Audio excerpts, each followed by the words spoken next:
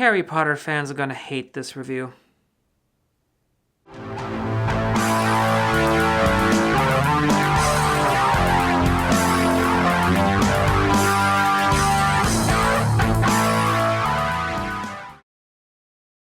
Okay, now let me just be clear about something.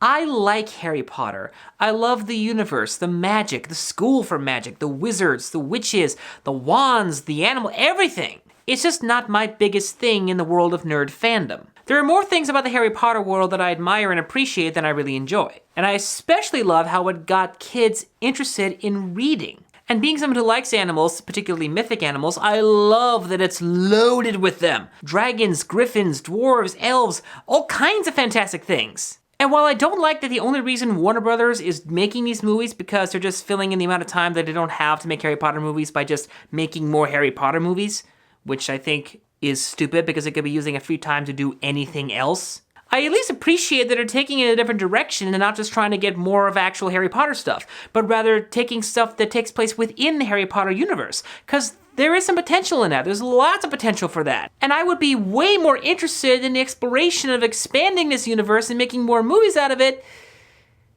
if the first step into this foray wasn't totally boring. Seriously, the first movie in the Harry Potter universe without actually being a Harry Potter movie is dull. It is just unbelievably, regrettably, disappointingly dull. Do I have to play the clip? I'm gonna play the clip.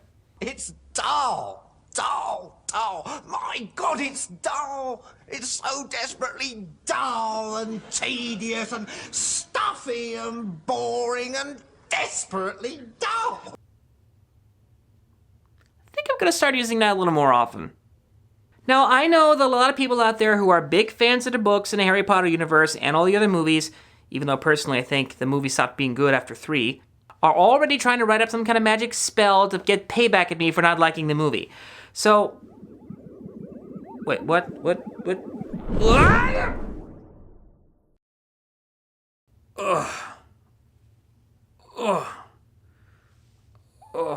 What just happened?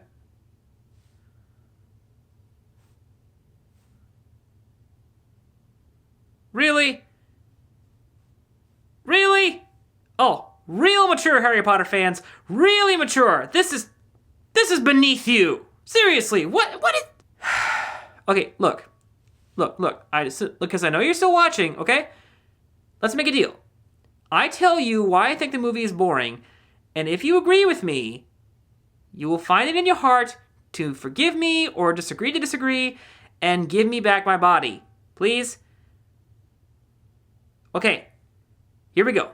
The story follows a professional British wizard played by Eddie Redmayne who specializes in, well, fantastic beasts. In fact, in this part of the story, he's the guy who wrote the textbook that's featured in the Harry Potter universe. He's traveling to New York for some reason, and by pure accident, some of his beasts escape his briefcase.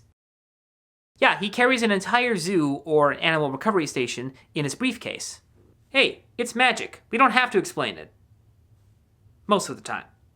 Anyway, some of his creatures begin to inadvertently wreak havoc in the city. So now he has to find his creatures and put them back in the case. All the while there's a subplot about a magical criminal who somehow escaped prison and they're still looking for him. There's this other running subplot with another witch who's apparently been demoted and is trying to prove that she's actually better than the people think she is. There's another subplot about an anti-witch coven within the city that's trying to inform people about the evil of witchcraft and wizardry and how they really exist. And then there's another subplot about infighting within the coven of witches and witchcraft and wizardry, and none of it is interesting. Seriously, the movie has no real story. It has pieces of a story, it has pieces of ideas for a story, but no actual story. I mean, things happen and people go places and some things are accomplished, but there's never any reason to really care or get invested in it.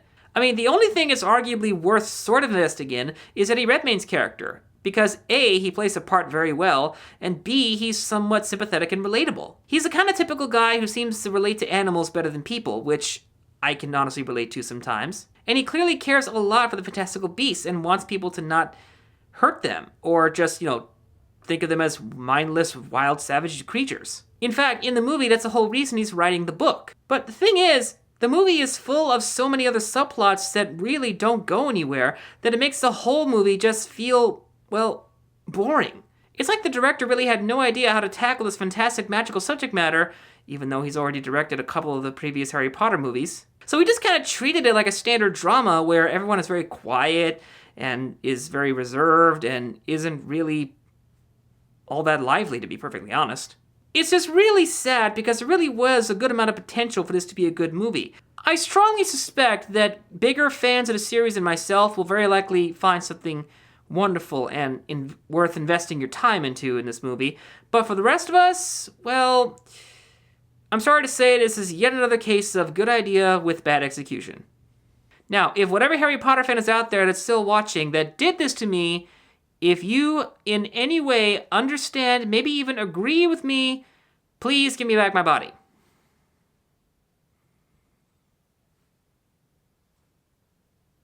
What? What else do you want me to say? I've just about said everything I could possibly say about this movie. I mean... Oh, wait. Oh, yeah, okay. There is one more thing to mention about the movie. I did end up seeing this movie in 3D, which I normally avoid because I honestly hate 3D. I don't care how better the technology is getting. I don't care how well the conversion was. Oh, for those of you who are wondering, this film was converted to 3D, not shot in 3D, which actually does make a small difference. But honestly, I don't care because all it does is throw me out of the movie. It doesn't make the movie feel more immersive, it doesn't make it look more realistic, and it doesn't add any texture to the image. All it does is make the obvious CGI things look more obviously CGI. I mean, let's face it, the only real reason Hollywood is pushing 3D is because A, it adds $3 more to your ticket price, and B, it's so they can sell more movies in China. And frankly, it's getting annoying. Okay, now that I said my piece, can I please have my body back? What?